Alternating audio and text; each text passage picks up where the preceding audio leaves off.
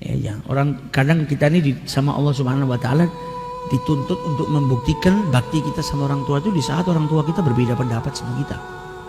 Orang tua semakin tua mungkin semakin ngerepotkan, atau mungkin minta sesuatu yang kita kesusahan. Nah, itu saatmu menunjukkan kalau engkau berbakti atau tidak.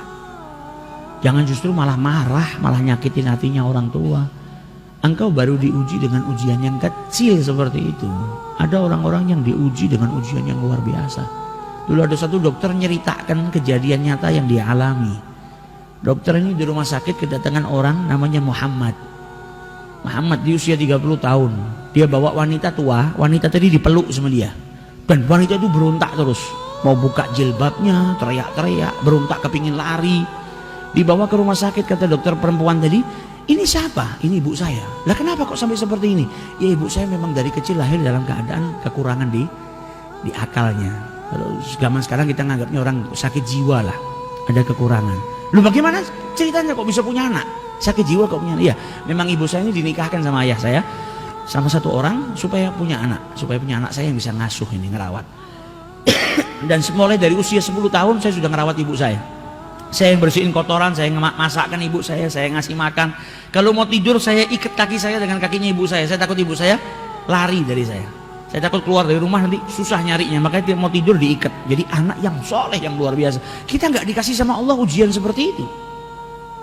Kita nggak dikasih ujian kita masih kecil. Ini anak diuji sama Allah punya ibunya dalam keadaan sakit jiwa. Mungkin kalau anak zaman sekarang sudah malu ngakuin ibunya. Mungkin ibunya dipergikan ke rumah sakit jiwa sudah supaya anaknya tenang. Ini enggak, sampai usia 30 tahun dia masih merawat ibunya. Lah kenapa dibawa ke sini? Ya ibu saya punya diabetes sama punya darah tinggi, ini saya kumat, saya bawa ke sini ke rumah sakit. Dan dipegangin ibunya ngelepas jilbabnya, nyanyi semua. Anaknya sabar luar biasa.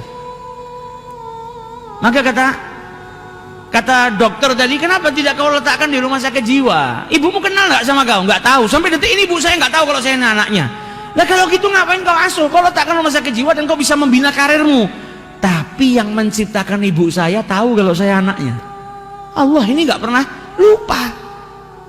Allah nggak pernah lupa kalau saya ini anaknya ibu saya. Dan anak itu diwajibkan berbakti, wabil walidaini ihsana. Bagaimana mungkin saya mau merelakan pintu surganya Allah Subhanahu wa taala? Tiap hari saya berjuang, mau ibu saya kenal tidak kenal dengan saya, yang penting saya harus berbakti supaya tiap hari ada pintu surganya Allah yang terbuka buat saya. Ini baru luar biasa baktinya. Kalau kita di posisi itu, wallahu a'lam, mungkin nggak satu pun dari kita mampu. Dan ibunya ketika di dalam ruangan dokter tadi ngelihat acara TV di Mekah, maka ibunya tanya, kapan ke Mekah? Kapan ke Mekah? Kata anaknya, insya Allah kita akan ke sini. Kata dokternya, ibumu ini kan tidak punya kewajiban, sholat aja nggak wajib, hilang akal. Kenapa ke Mekah bareng? Dia bilang, ibu saya setiap punya keinginan apa, saya akan berusaha untuk mewujudkannya. Jadi nggak mau ibunya punya tamanni, punya angan-angan, punya cita-cita, dan anaknya tidak memenuhinya. Nah ini baktinya seorang anak yang seperti itu, insya Allah masuk ke dalam surganya bi ghairi hisab, karena baktinya kepada orang tua. Kita nggak dikasih ujian yang seperti itu. Kadang kita dikasih ujian kecil, beda pendapat sedikit sama orang tua kita atau apa. Kalau sampai kita nggak bisa menunjukkan, membuktikan bakti kita sama orang tua, ya rugi kita, rugi. Jadi apapun, bahkan dikatakan sama Nabi, wa in dhalama memang susah. Masa kita dizalimin kita suruh berbakti? Susah, karena imbalannya surganya Allah Subhanahu wa taala. Nggak gampang untuk dapetin surganya Allah Subhanahu wa taala.